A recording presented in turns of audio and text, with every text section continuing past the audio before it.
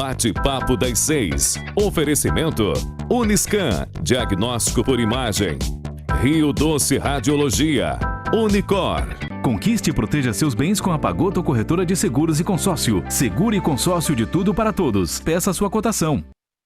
A Unicor é referência em procedimentos cardiovasculares complexos. Um centro de hemodinâmica especializado em realizar intervenções de alta complexidade em cardiologia, fisiologia endovascular e neurologia, acreditado para tratamento de TAV. Somos referência no procedimento de oclusões coronarianas crônicas na América Latina. Entre em contato para mais informações. Unicor, medicina de primeiro mundo em Linhares. Sua vida é feita de momentos. Momentos em família, momentos de sonhos, momentos de conquistas, momentos de realizações. E para todos os momentos você pode contar com a Pagoto Corretora de Seguros e Consórcio. Há mais de 25 anos, parceira das melhores operadoras de seguro e consórcio do país. Pagoto Corretora de Seguros e Consórcio. Seguro e consórcio de tudo para todos. Centro Linhares. Ligue 3371-2000 e peça a sua cotação.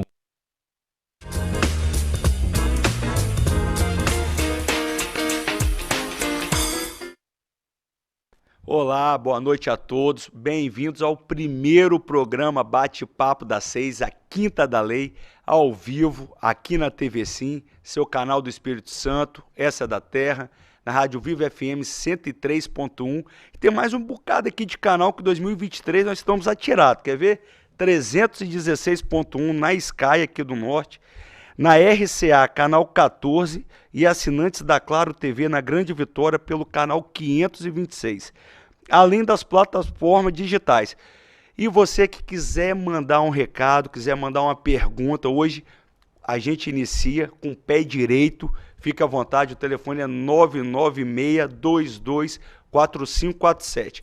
O tema de hoje é religião e direito.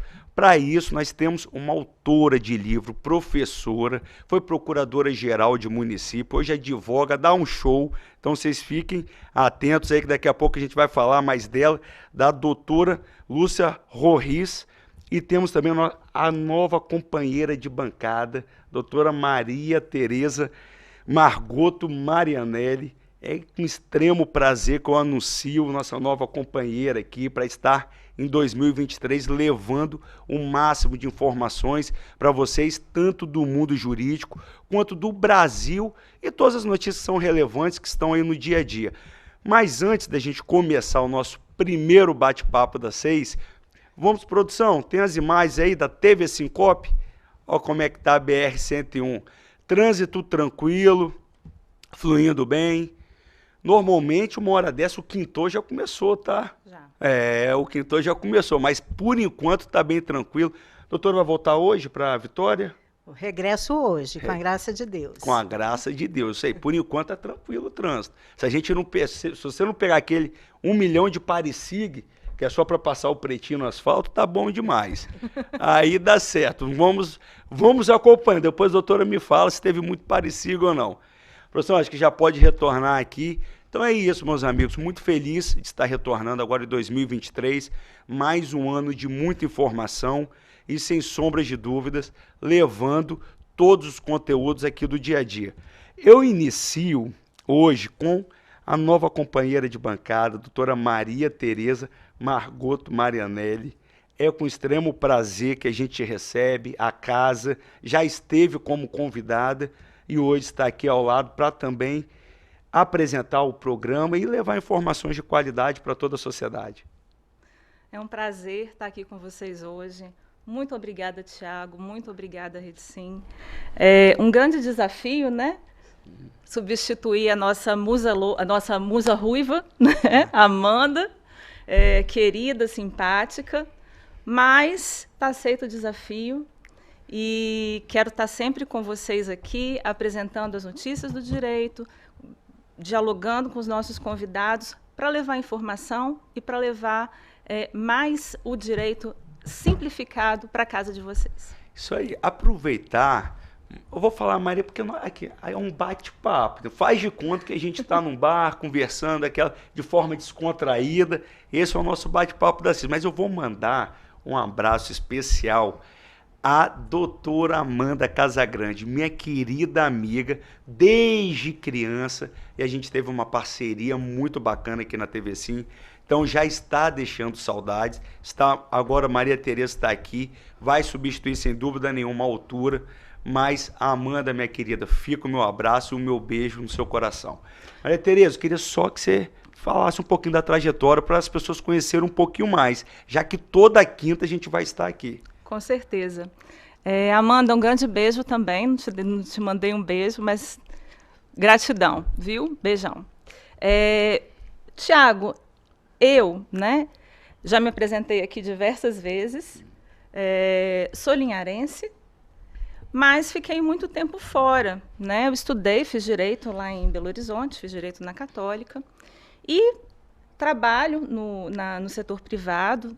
Trabalhei no setor privado durante muito tempo, só que eu me especializei numa área muito técnica, que é a regularização fundiária, e passei a atuar também no poder público. Então, trabalhei aqui em Linhares, na Procuradoria como assessora, fazendo regularização fundiária, e trabalhei como procuradora-geral do município de Jaguaré.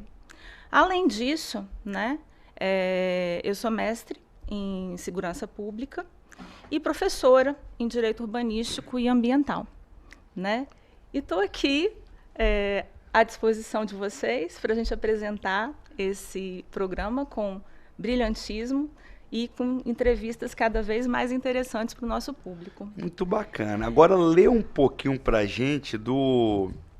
Olha como é que está recheada a doutora Lúcia aqui. Pois é, eu vou fazer a apresentação dela agora. Isso. Porque, afinal de contas, nossa, brilhante.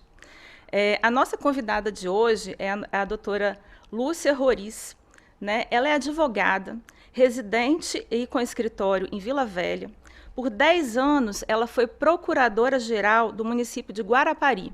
Foi diretora-geral do PROCON estadual, especialista em direito administrativo e constitucional, foi professora de direito da UVV, escritora e publicou Liberdade Religiosa no Ordenamento Jurídico. Especialista, estudou todas as constituições brasileiras e é a primeira mulher advogada a compor o Conselho da Administração da Mitra, órgão máximo da Igreja Católica, e ela é correspondente ao Tribunal Eclesiástico.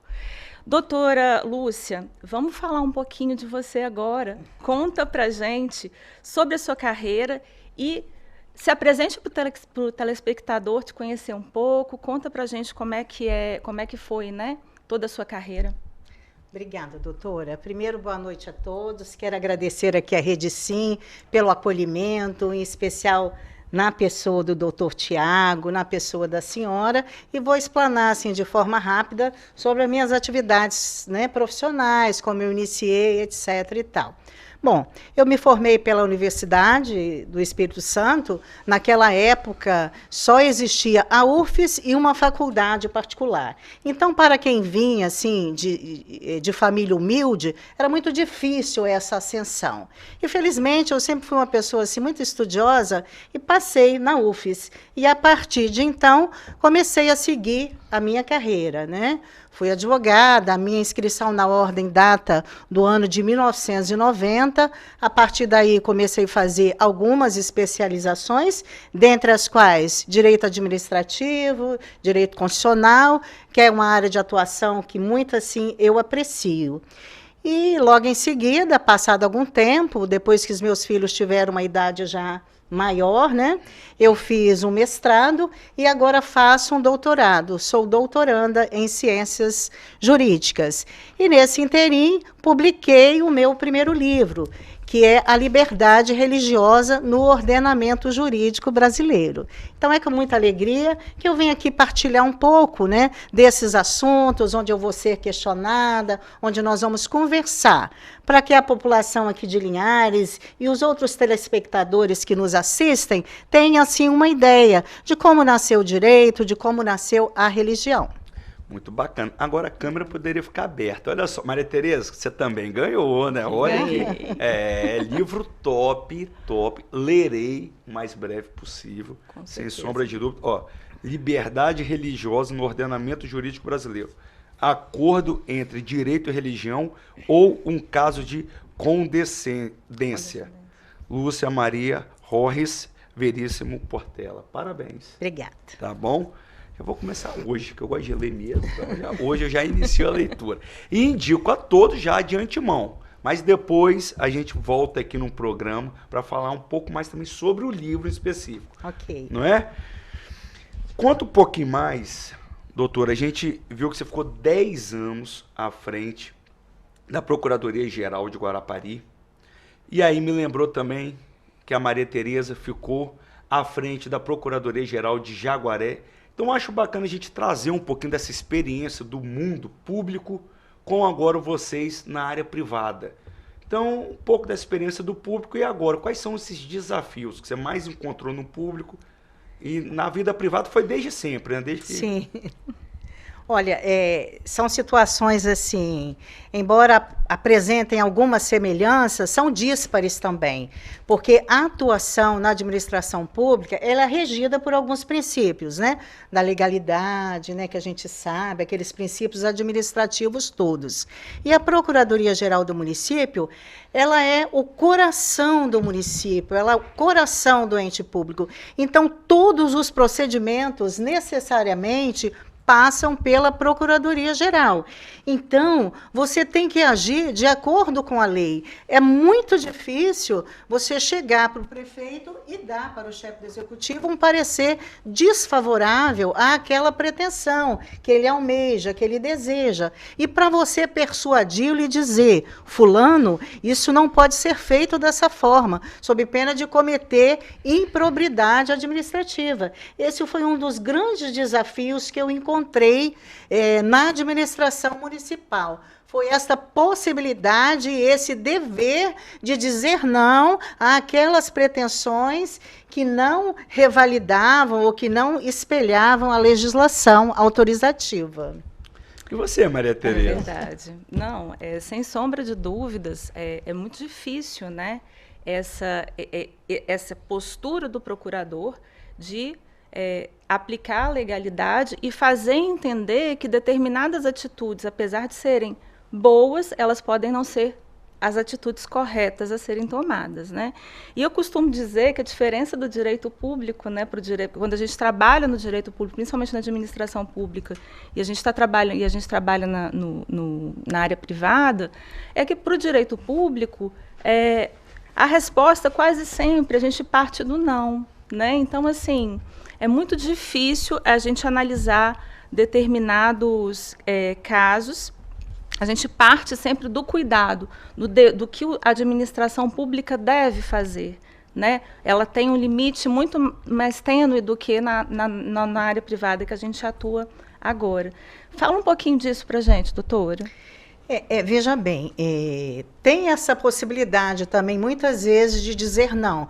Mas tem um caminho também da legalidade, que é possível nós encontrarmos saídas jurídicas, né, para que o chefe do executivo possa ultimar aquele desejo, aquela construção. Então, é possível, desde que sejam cumpridos alguns itens, né, alguns itens necessários, a fim de que o processo administrativo não possa ser maculado, certo? Então, essa possibilidade, ela existe. Agora, nós encontramos também um outro entrave, que é a questão da judicialização. Por exemplo, uma empresa que perde um procedimento licitatório, ela tem o direito subjetivo de ir à justiça, pleitear alguma nulidade daquele procedimento ou coisa que o valha. Mas, como a gente esbarra, né, em grandes problemas complexos, né, a questão da morosidade do Poder Judiciário, muitas vezes o município não pode dar vazão àquela pretensão, porque o processo está paralisado, às vezes por uma decisão judicial, às vezes pelo Tribunal de Contas, né, que também age com muito rigor. E não age mal, na verdade, eles têm que fazer o que é certo, para que o chefe do executivo não incorra em crime de improbidade administrativa. Então, essa também é uma grande dificuldade à frente de uma procuradoria jurídica. Sim, verdade. Agora, falando do livro, o livro tem tudo a ver com o nosso tema de hoje, né? Religião e direito. Quais os maiores desafios também para escrever um livro, para colocar ele de fato nas prateleiras?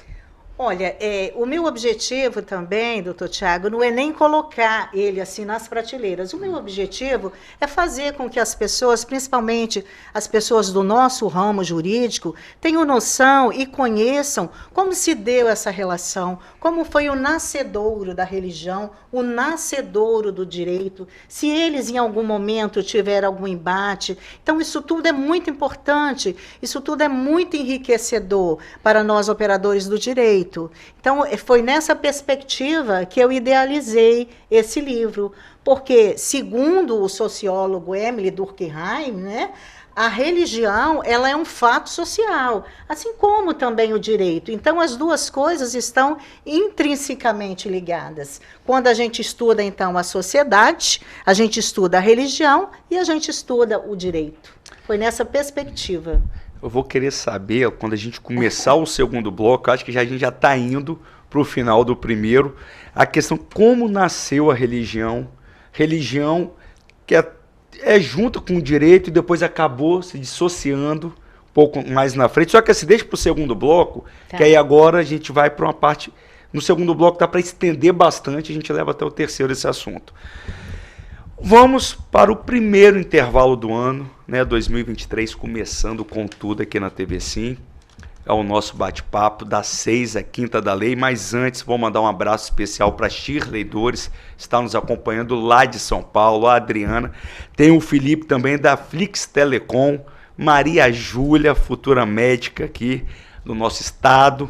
Tá bom? Mandar um abraço para todos vocês. Quem quiser mandar qualquer pergunta, fique à vontade. O telefone é 996224547. Um minutinho, voltamos já.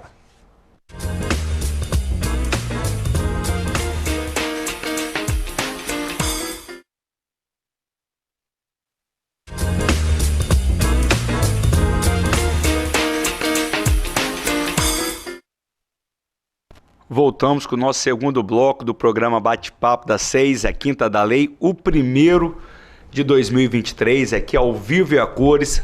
Lembrando que amanhã tem reprise às 6 da manhã e domingo também a partir das 3, os programas durante a semana vão ao ar. Hoje o tema é religião e direito.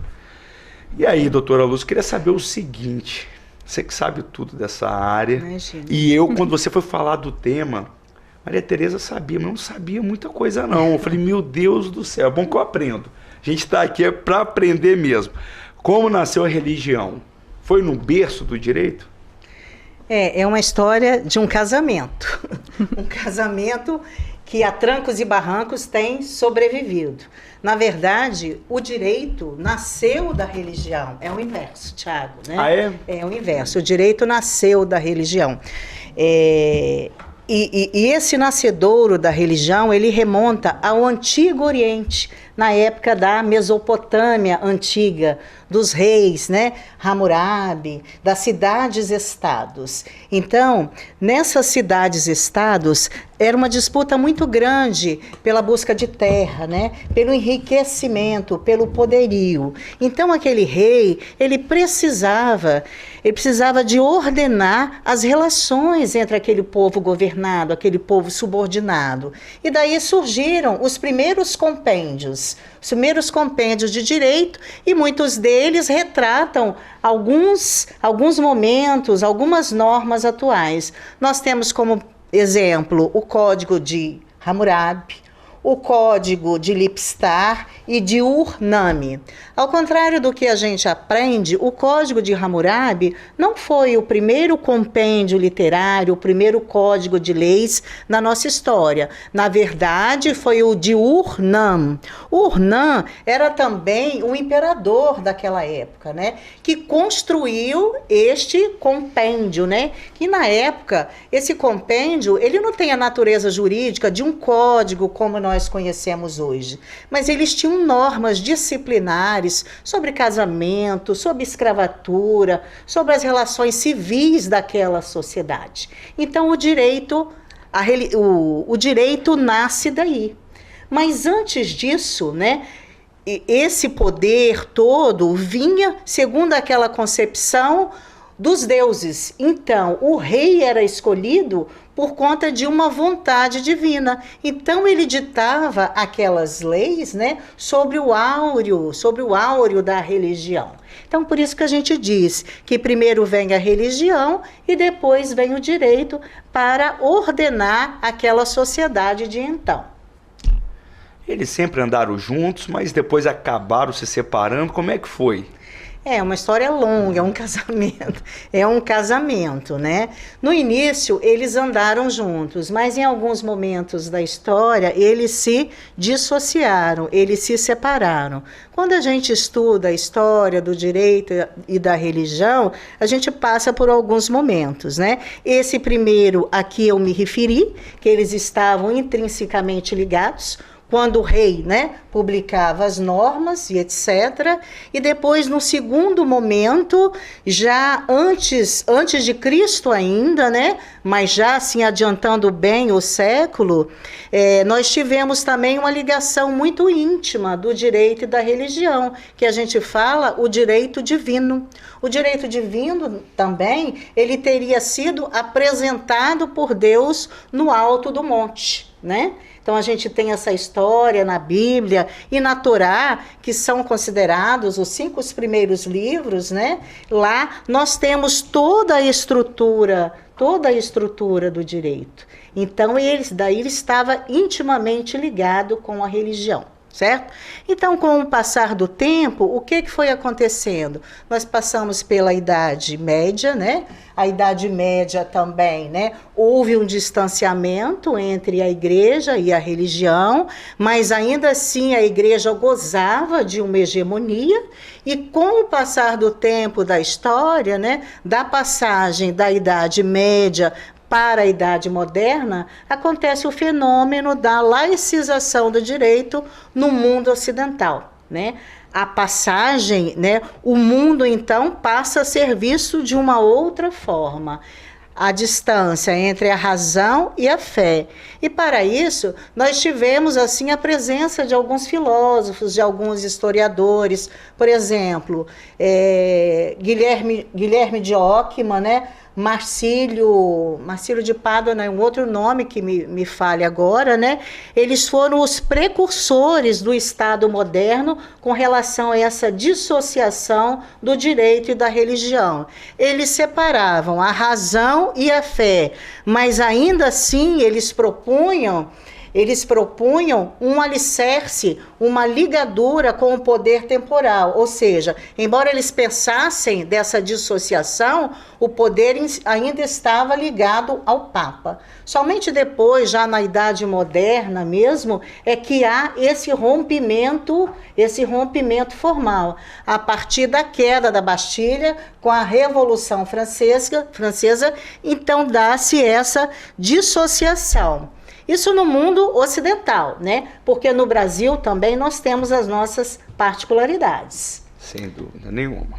Então, falando no Brasil, assim, no nosso ordenamento jurídico, doutora, a gente sabe, né, que hoje a gente vive um Estado laico. Mas sempre foi assim? Como que se dá, né, isso nas constituições? Como se dá a religião? Como as nossas constituições viram a religião e como a nossa Constituição de 88 vê hoje a religião? Fala um pouquinho pra gente. Veja bem, né?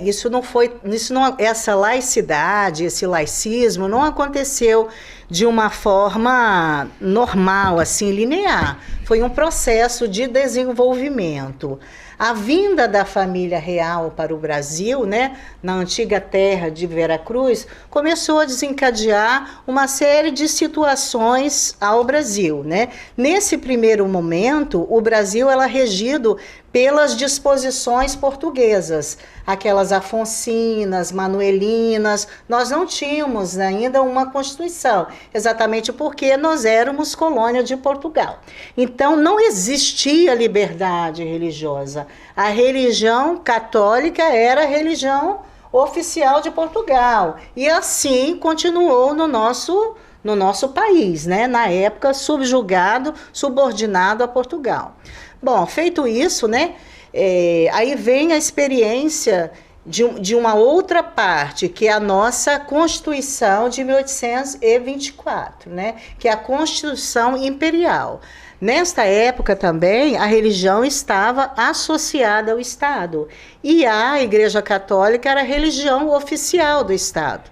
É claro que havia, assim, protestantismo, né? As pessoas que professavam outras fés. A história conta que junto com o levante dos portugueses que vieram para o Brasil, vieram alguns evangélicos, mas eles professavam a fé deles de maneira escondida nas suas próprias casas, né?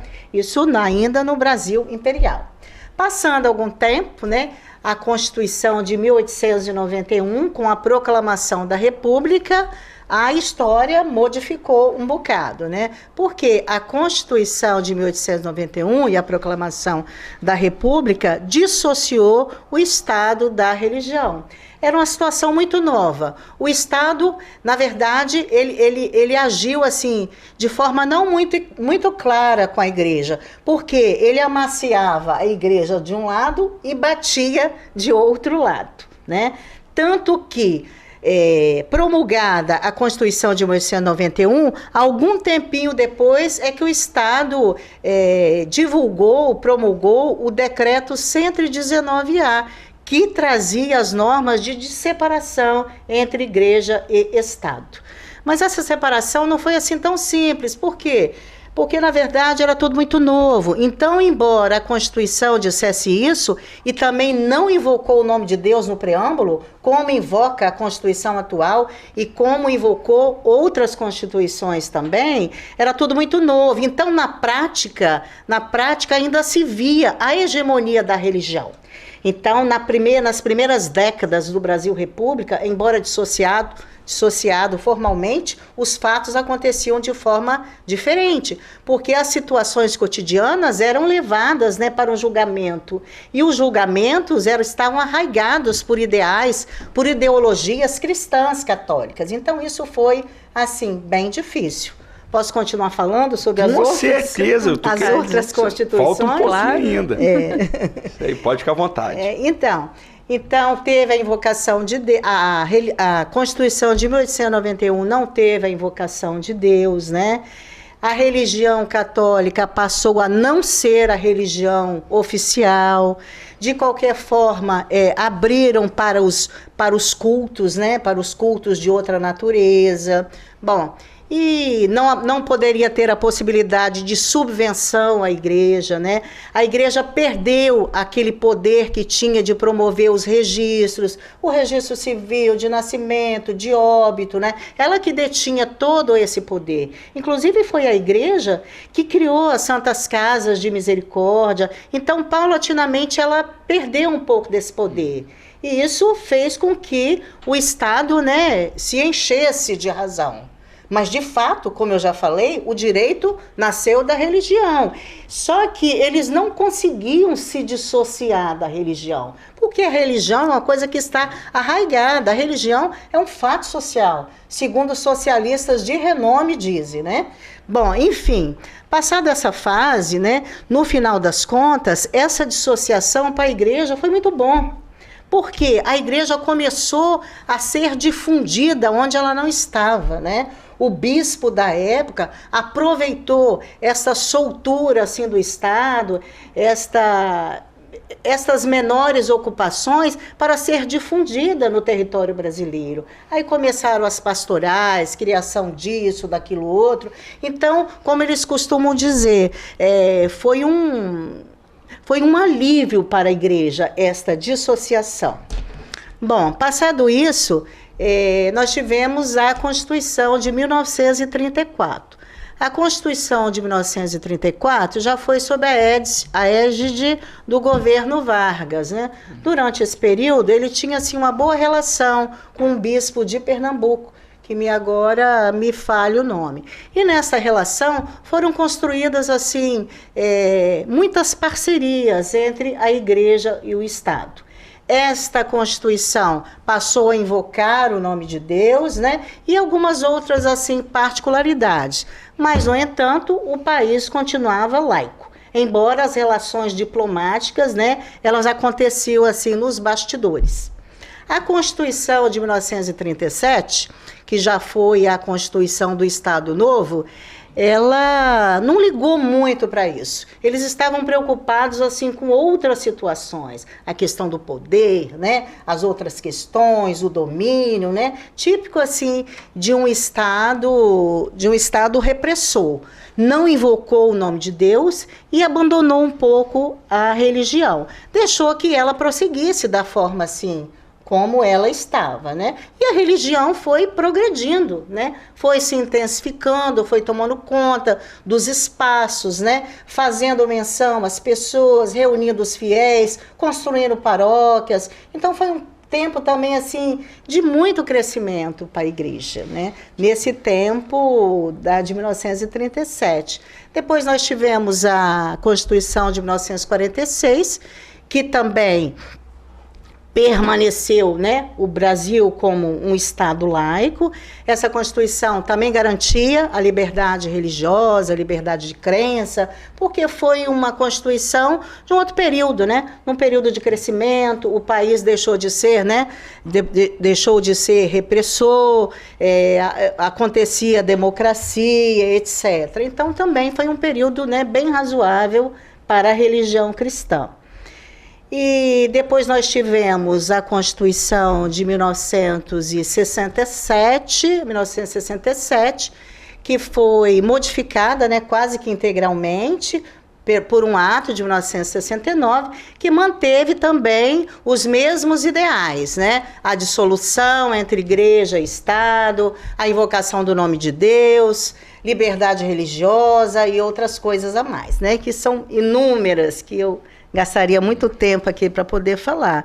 E em seguida veio a Constituição Cidadã de 1988, que é aquela Constituição que a gente vive hoje, a partir das inúmeras emendas que tiveram, mas na questão da religião, ela só vem crescendo, pelo contrário, né? Essa Constituição, ela invoca o nome de Deus e ela dá uma especial atenção aos direitos fundamentais, porque o direito à liberdade de religião é um direito fundamental, que eleva a dignidade da pessoa humana e etc. Então, hoje a gente vive sobre a égide desta Constituição cidadã que garante a expressão de culto, liberdade de consciência, de crença, possibilidade da pessoa optar em ser ou não cristão, adquirir ou não a religião e de não professar nada, até de ser ateu.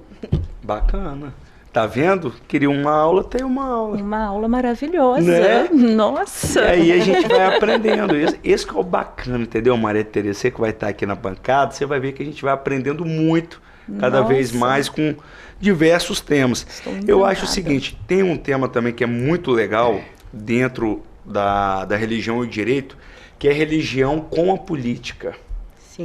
Né? Muito bacana, causa muitos atritos. Não é todo mundo que às vezes é preparado para conversar sobre isso, causa algumas intrigas. Mas assim, vamos falar no terceiro bloco, que o ponto eletrônico, para quem não viu, tem um ponto eletrônico aqui, já chamou, já está na hora do intervalo. A gente volta daqui a pouquinho com o terceiro e último bloco. É um minutinho, voltamos já.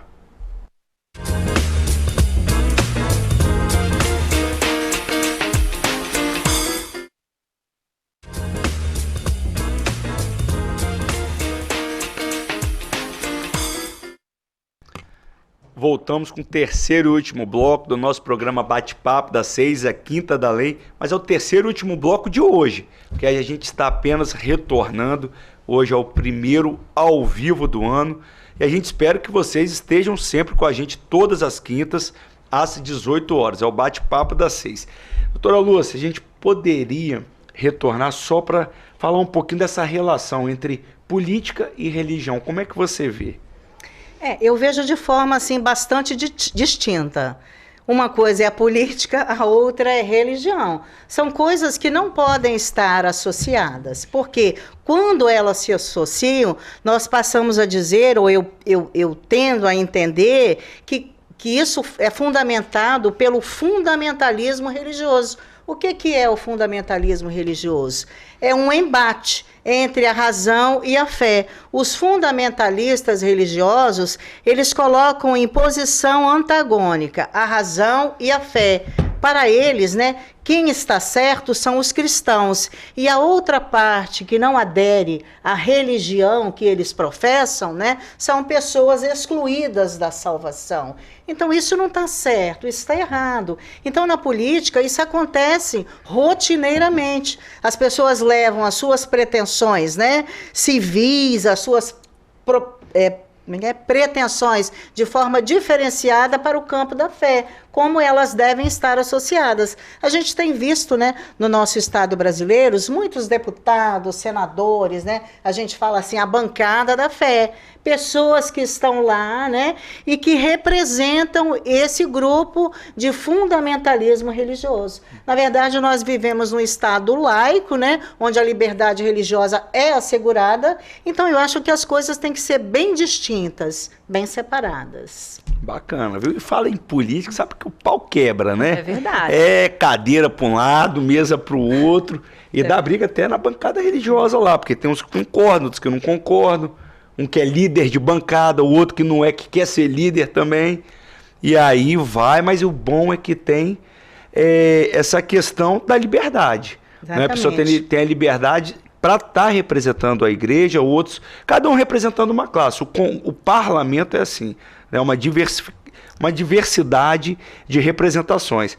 Agora, quando fala de política, não pode mais falar, não. Tiago, assim, só te falando assim, por exemplo, como eles têm que ser vistos de formas assim, díspares, por exemplo, o poder político é distinto do poder religioso. O poder religioso é um poder-dever de servir, onde você está ali para servir, mas o poder político, ele está sustentado, ele tem fundamento em outros critérios, não é só no direito e no poder de servir, né? Então, essa diferença eu acho bem legal. Isso aí. Pois é, Tiago, agora eu vou mudar um pouquinho de assunto. Saindo da política, né?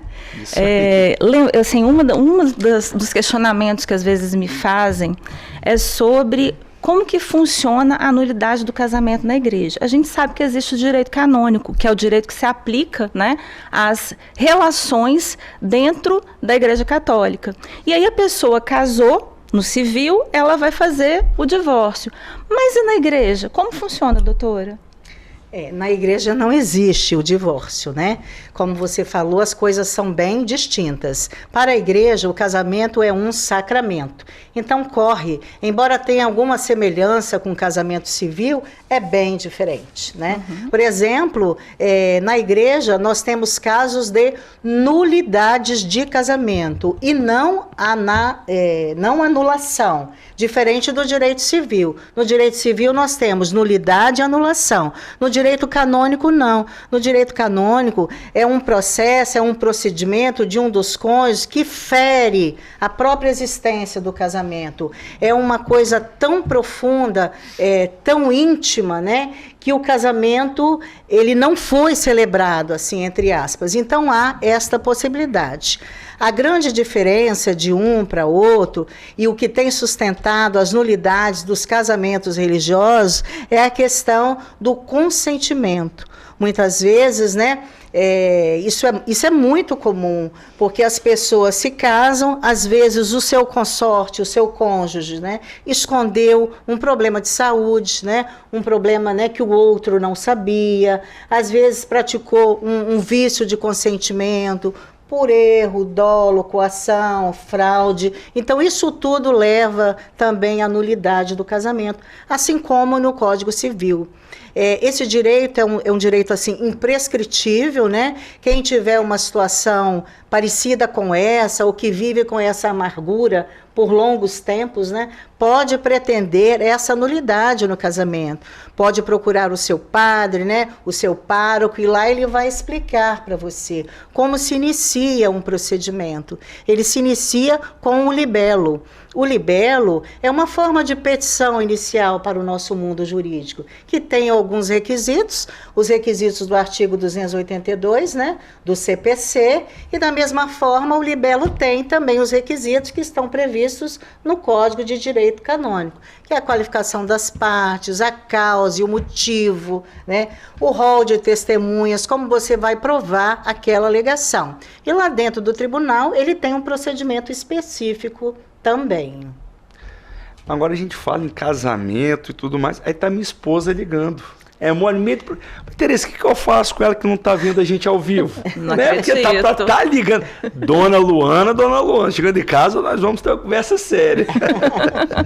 Mas é isso. Aqui a gente tá no 3º ano já, da Quinta da Lei, mas já tinha uns 2 meses, mais ou menos, que a gente estava de férias. Aquelas férias estendidas que a Rede Sim dá para todos os seus amigos e companheiros de bancada, né? Dá para a gente ir rapidinho para mais uma questão relacionada à liberdade com o direito. Você acha que as pessoas aqui no nosso Brasil respeitam a liberdade religiosa? Sim e não. Sim e não? Sim e não. Parece um direito. Sim, mas depende. É uma via de mão dupla, né? É claro que nós, cidadãos, que temos conhecimento, né, que vivenciamos um tipo de vida, né, diferenciada, felizmente, nós temos uma noção, assim, muito acertada, que nós vivemos num regramento, né, que acolheu a liberdade religiosa. Mas muitas outras pessoas, por um motivo ou por outro, ou por ignorância, ou por uma determinada falta de cultura, não entendem dessa forma e passam a agir de forma intolerante, né? A intolerância religiosa. Então isso é um crime, né? Isso é um crime que tem respaldo, que tem tipificação no Código Penal brasileiro. A Constituição nos garante esse direito, né, de nós escolhermos qual a religião que a gente pretende professar. Eu queria aqui dar até um exemplo assim bastante atual dessa questão de intolerância. Foi no BBB que está passando, já terminou. É uma coisa muito interessante. Até a minha filha aqui narrou. Tem um determinado rapaz, o Fred, ele passou mal à noite, aí sentou na cama, tudo escuro, começou a rezar.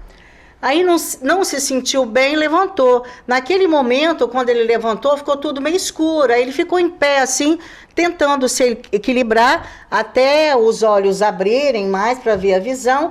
E 2 pessoas começaram lá a rezar o terço.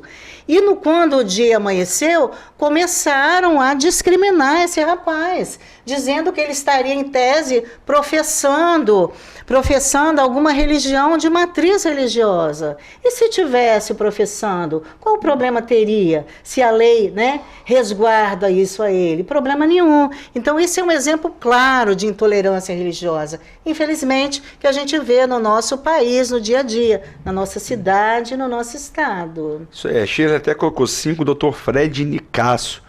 É isso mesmo? Maria Júlia está acompanhando aqui a gente no estúdio, junto com o Felipe, que é o diretor, mas não é da Netflix não, é da Flix Telecom. Melhor ainda, quem é Netflix na fila do pão, né? Assim a gente encerra nosso bate-papo das 6, mas antes queria agradecer muito, primeiramente, a doutora Lúcia, por ter aceito o convite, por estar aqui conosco e levar tantas informações de qualidade assim para os telespectadores e ouvintes. Está na rádio também. Muito obrigado. Muito obrigada, eu que agradeço e um abraço fraterno a todos. Boa noite. Boa noite, gente. Maria Tereza, calma aí, tem a sua parte também, de mandar um abraço, um beijo para a mamãe, para o irmão, para a turma toda, né? Isso aí, gente. Muito obrigada. bom. Eu vou mandar beijos hoje. Vou mandar beijo para a mamãe, para os meus irmãos, Bruno, Gino, para o Léo, que está lá querendo meu... Falou assim, fala meu nome. É isso aí. O Léo não te ligou ao vivo, né? O Léo não me ligou assistindo. ao vivo. Né, Luana? O Léo não ligou ao vivo. É isso daí. É isso aí, gente. Maria Tereza, muito bacana ver esse nosso primeiro programa junto aqui em 2023. Se Deus quiser, semanalmente estaremos firmes e fortes. Muito bom. Doutora Lúcia, espero que volte mais vezes. Na terceira já paga boleto, tá? Primeira e segunda Nossa, já tá foi ali. uma aula maravilhosa. Muito bom ter isso. Muito bom, muito bom. certeza. Muito obrigada a todos aqui da Rede Sim. Foi uma alegria poder estar aqui no meio dos meus colegas, dos doutores. Obrigada. Isso aí, a gente espera a doutora mais vezes aqui em Linhares e a gente agradece a todos que ficaram até o final, que estão nos acompanhando. Estamos apenas começando essa jornada de 2023. Fiquem sempre à vontade para mandar as dúvidas, mandar qualquer sugestão. Lembrando que amanhã tem reprise, ou seja, quinta-feira ao vivo, das 6 às 7 da noite. Na sexta, reprise de 6 às 7 da manhã. E domingo, a partir das 15 horas, os programas durante a semana vão ao ar para que você possa assistir mais uma vez e chamar toda a família. Ao vivo é assim, a gente bate até num copo e faz parte. Espero todos vocês semana que vem. Fiquem com Deus, um beijo, um abraço.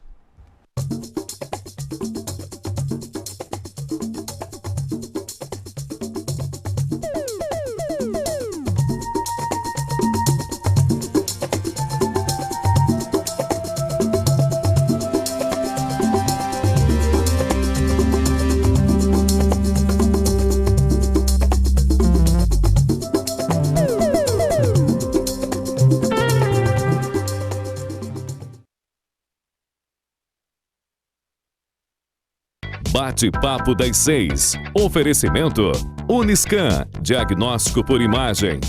Rio Doce Radiologia. Unicor. Conquiste e proteja seus bens com a Pagoto Corretora de Seguros e Consórcio. Seguro e consórcio de tudo para todos. Peça sua cotação. O maior evento de cardiologia do país, o CTO Clube Brasil, chega à sua 6ª edição. Conseguimos alcançar nosso objetivo, transmitir de forma criteriosa os ensinamentos para quem está iniciando e quer começar um programa de angioplastia complexa. Mais de 200 cardiologistas reunidos presencial e online em 2 dias de curso. Desde o primeiro momento, a gente optou por fazer esse CTO Club, que é esse curso para difundir conhecimento, técnicas, porque não adianta só Linhares fazer esse procedimento. Experiências e novos aprendizados. Tudo ao vivo, direto do LMC, o hospital referência em alta complexidade. O CTO Clube Brasil acontece nos dias 16 e 17 de março no LMC Hospital. Sua vida é feita de momentos. Momentos em família, momentos de sonhos, momentos de conquistas, momentos de realizações. E para todos os momentos você pode contar com a Pagoto Corretora de Seguros e Consórcio. Há mais de 25 anos, parceira das melhores operadoras de seguro e consórcio do país. Pagoto Corretora de Seguros e Consórcio. Seguro e consórcio de tudo para todos. Centro Linhares. Ligue 3371-2000 e peça a sua cotação.